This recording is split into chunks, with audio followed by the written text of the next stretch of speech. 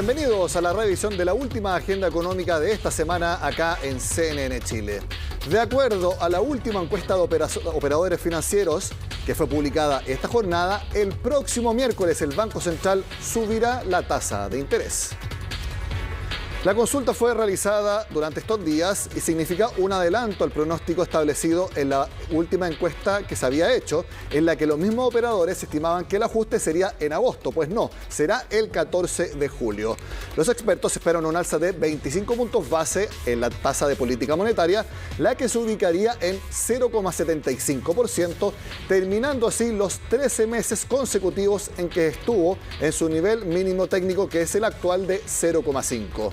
Se estima que la tasa rectora seguiría escalando y así el próximo mes, es decir, en agosto, también subiría para quedar en 1%, manteniéndose así hasta diciembre. Ese mes, el último del año, se le sumarían 50 puntos base para cerrar 2021 en 1,5%. Respecto a la inflación, los operadores esperan que este mes, julio y en agosto, los precios se eleven 0,3% cada mes. Por último, se estima que en los próximos 7 días el tipo de cambio esté en 750 pesos.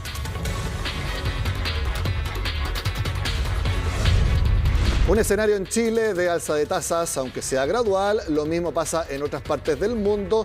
Y como vaya evolucionando la pandemia, se reconfiguran las recomendaciones de inversión, tanto en renta variable como también en renta fija. En nuestra sección ¿Cómo invertir mi dinero?, lo analizamos junto a Klaus Kempf, que es director de Portfolio Solutions en Credit Corp Capital. Gracias, Klaus, por estar en Agenda Económica. Hola, Nicolás. Muy buenas tardes. Klaus, esta etapa de alza gradual de tasa de interés mueve mucho las recomendaciones que hacen. Esto es súper interesante. La verdad, el mercado ya venía anticipando esto porque el Banco Central de alguna forma ya telegrafió, ya nos mandó el mensaje de que iba a subir la tasa. Eso ocurrió en los últimos 2 meses y la tasa ha venido subiendo. De hecho, hemos tenido, para dolor de los inversionistas de renta fija, uno de los peores semestres, si no es el peor semestre de la historia. Y por eso ya todas las alzas de tasa ya están incorporadas en los precios de los activos de la renta fija local. Exacto, porque mientras vayan subiendo las tasas de los distintos papeles, de Tesorería General de la República, etcétera, eso impacta directamente en los bonos, que es lo que compone la renta fija. Claro, las tasas de los bonos del gobierno, los bonos de tesorería, los bonos del Banco Central y también los bonos de las compañías y de los bancos han venido subiendo durante estos últimos meses por diferentes razones. Yo diría 3 principales razones. La primera tiene que ver con los rescates de las AFP y la salida de flujos, la salida de dinero de alguna forma de Chile hacia el extranjero. El segundo, o a gasto por pago de los 10% de las AFP. Había mucha gente que el año pasado estaba apuntando a que el IPSA se iba a caer con el rescate de la AFP. Lo que ha recibido el golpe de alguna forma de los retiros de la AFP ha sido la renta fija local. Y eso se ha conjugado con un escenario en que el gobierno necesita más recursos, entonces tiene que salir a pedirle más dinero al mercado emitiendo más bonos. Salió la semana pasada, ¿cierto?, el calendario de emisiones para este trimestre y eso hizo que las tasas subieran un poco más.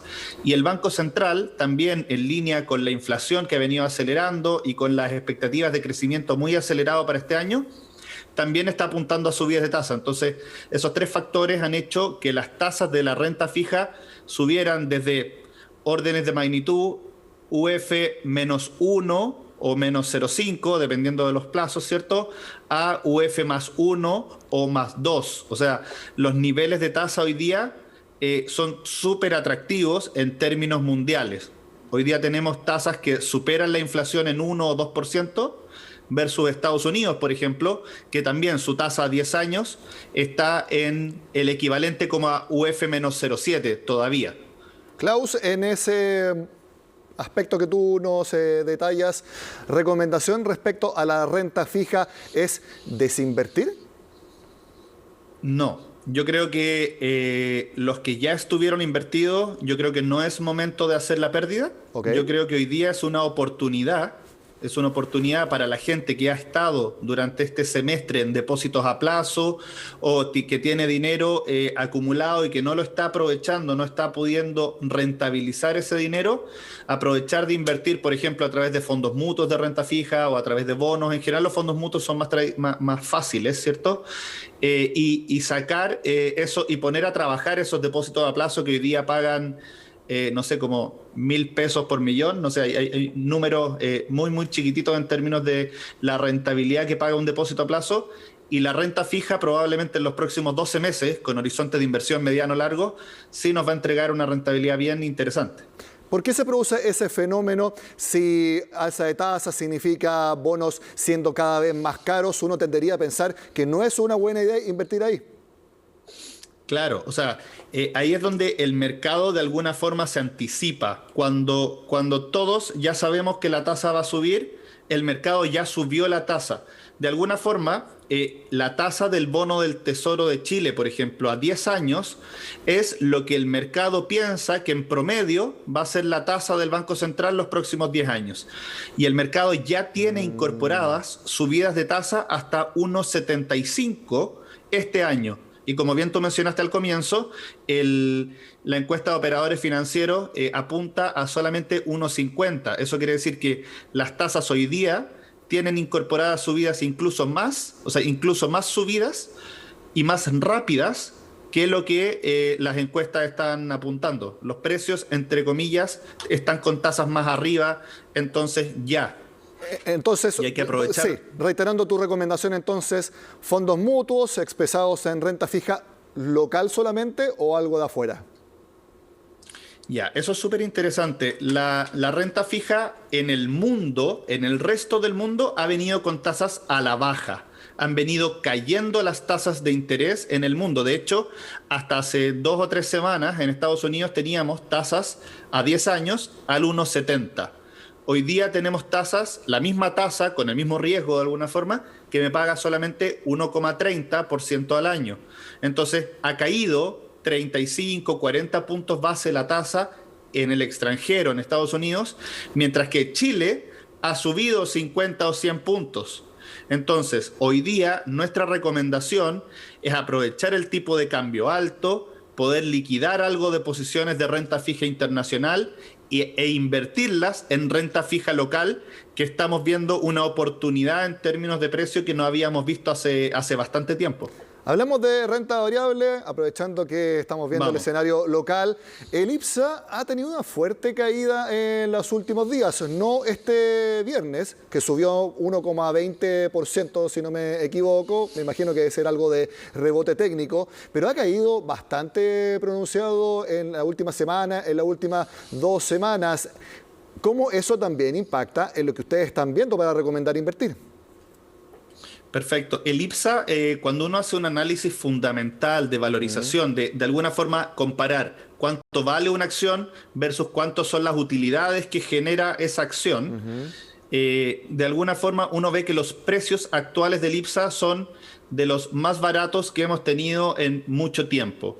La pregunta es si los riesgos idiosincráticos, los riesgos políticos, las incertidumbres asociadas a todo lo que está pasando en la dinámica sociopolítica del país justifican que los precios estén tan bajos. La verdad, nosotros consideramos que hay una oportunidad también en el IPSA, pero hay un riesgo de que por los próximos meses todavía no haya un comprador natural ni gente que esté dispuesta a asumir el riesgo. Probablemente despejándose algunas incertidumbres políticas de cara hacia fin de año, probablemente tengamos una posible rentabilidad muy interesante. Pero para poner, por ejemplo, un botón de muestra, los bancos en Chile normalmente transaban a 3 veces valor libro. Eso quiere decir que la contabilidad decía que valían 100 y el precio en el IPSA, el precio era 300.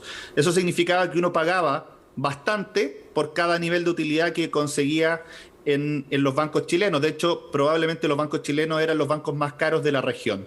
Hoy día, en esa misma métrica, precio-valor libro de un banco está en 1,4, 1,5 versus los 3 que usualmente teníamos.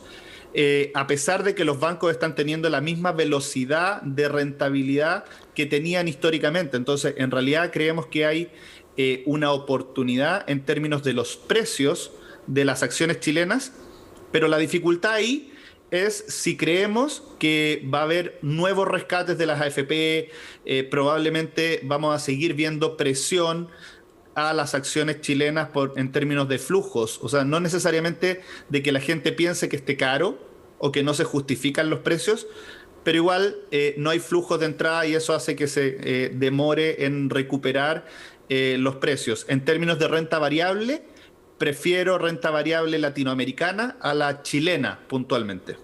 Último análisis sobre las chilenas. Mencionaste lo de los bancos. Según tu análisis, están baratos en estos momentos, o por lo menos no tan caros como antes. Y respecto a los riesgos, cuando empezó la Convención Constituyente y sobre todo cuando fueron electos los convencionales, cayeron mucho las acciones de sanitarias, porque eventualmente pueden variar las reglas del juego respecto a distintas concesiones. Eso por un lado. Y sabemos que cuando se dan más libertades o disminuyen las cuarentenas, empiezan a subir las acciones del retail porque se asume que las personas pueden tener más libertad para ir a comprar. En ese sentido, uno podría recomendar no exponerse mucho a acciones ligadas a servicios regulados y sí aumentar en retail, en consumo directo. Claro, en términos de riesgos es difícil evaluar hoy día o ponerle precio a una acción regulada porque no sabemos lo que va a pasar. Entonces, la verdad, los precios en las métricas tradicionales aparecen muy baratos. Probablemente las sanitarias, los regulados son las acciones más baratas que podemos encontrar en el IPSA en términos de las utilidades corrientes, pero es muy difícil anticipar lo que va a pasar. Así que yo creo que para los inversionistas tradicionales, personas que quieren tener sus ahorros, en el IPSA yo recomiendo sectores más tradicionales como son el sector financiero, ya lo comenté, pero complementándolo con el sector retail y el de bebidas, por ejemplo. La verdad, los apoyos fiscales que se están dando en Chile, en conjunto con los retiros de las AFPs y las tasas bajas, están haciendo un cóctel perfecto para que las utilidades del sector retail y del sector de bebidas, por ejemplo, o alcoholes, sea muy bueno.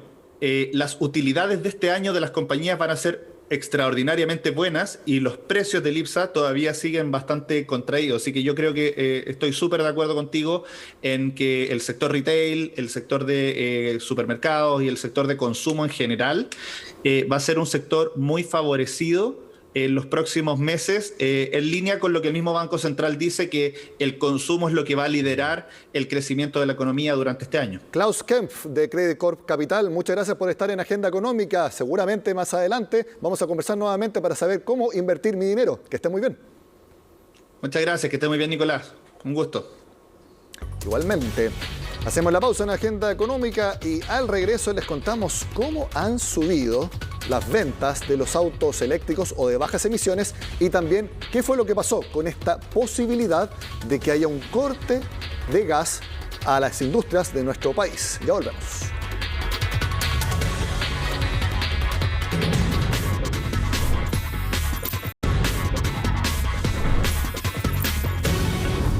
La Cámara Nacional de Comercio valoró los cambios al plan paso a paso, asegurando que van a significar un alivio para algunos sectores. Sin embargo, en conversación con Agenda Económica AM este viernes, el presidente del gremio aseguró que hay otras industrias que no quedaron conformes. Es importante que el gobierno se haya abierto a escuchar lo que muchos gremios habíamos planteado. Todavía creo que ahí tenemos que avanzar mucho más. Hay algunos sectores y actores que la verdad que no quedaron muy contentos. Estamos muy preocupados por el cierre de las fronteras.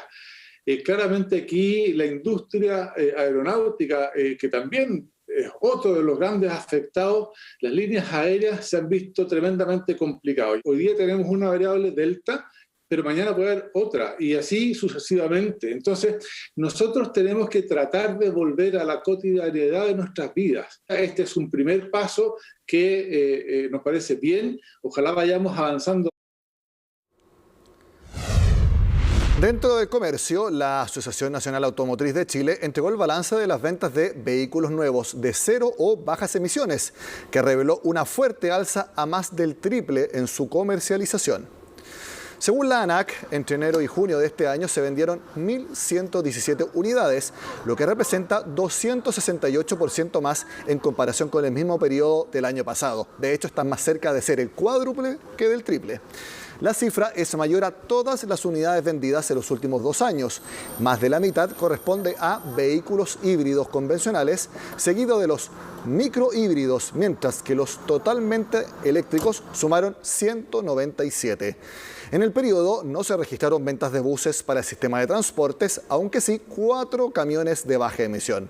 En cuanto a las marcas, las más vendidas durante la primera mitad del año fueron Maxus, Hyundai y Porsche. Otros vehículos todos homologados. Aquí está el Citycar.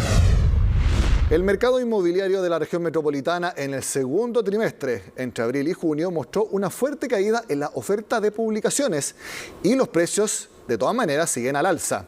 Así lo concluyó el último informe de Portal Inmobiliario, que registró una fuerte baja en los avisos publicados en su sitio, tanto para arriendo como para venta. Las publicaciones sobre casas registraron una caída en ambos ítems, al igual que los departamentos, pero aquí cayeron solamente los avisos para arriendos. La oferta de venta de departamentos fue la única que subió y de forma muy pronunciada, con más de un 50% de aumento. Esta situación impactó por supuesto los precios, que escalaron 6,5% para las casas y 2,7% para los departamentos. El alza mayor en las casas fue en Quinta Normal, mientras que en los departamentos fue en Quilicura. Hoy día estamos en una situación de demanda relativamente buena, vemos que se ha ido consolidando este mayor dinamismo y buen comportamiento de la demanda. Dentro de los distintos mercados vemos que donde el comportamiento de la oferta ha sido quizás distinto al resto en el caso de los departamentos, donde a diferencia de las casas en venta y arriendo y departamentos en arriendo, aún estamos viendo un incremento en la oferta. Nosotros estamos viendo un mayor dinamismo, sobre todo en el mercado del sector norte de Santiago, es donde hoy día estamos viendo que hay una menor disponibilidad, donde han caído también de forma más abrupta los días de permanencia de estos avisos y donde también los precios se están ajustando en una mayor medida al alza.